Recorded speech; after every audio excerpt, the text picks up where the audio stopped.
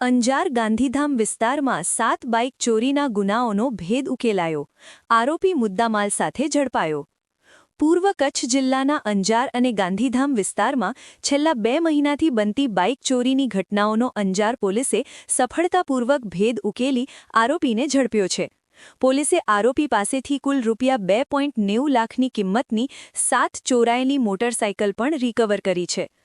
મળતી માહિતી મુજબ પોલીસ મહાનિરીક્ષક ચિરાગ કોરડિયા, પૂર્વ કચ્છ જિલ્લા પોલીસ અધિક્ષક સાગર બાગમાર તથા નાયબ પોલીસ અધિક્ષક મુકેશ ચૌધરીના માર્ગદર્શન હેઠળ અંજાર પોલીસ દ્વારા મિલકત સંબંધિત ગુનાઓ સામે વિશેષ ડ્રાઇવ હાથ ધરવામાં આવી હતી.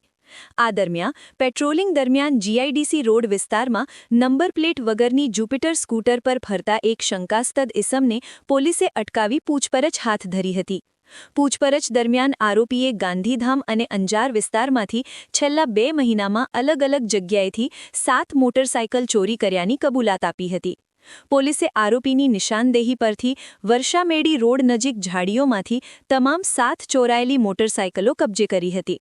આરોપી સામે કાયદેસરની કાર્યવાહી હાથ ધરવામાં આવી છે અને વધુ તપાસ ચાલુ છે. પકડાયેલ આરોપીનું નામ જયેશ રમેશભાઈ કોલી, રહે હાલે સુંદરપુરી ગાંધીધામ, મૂળ રહે ગેડી, તાલુકો રાપર, કચ્છ હોવાનું પોલીસે જણાવ્યું છે.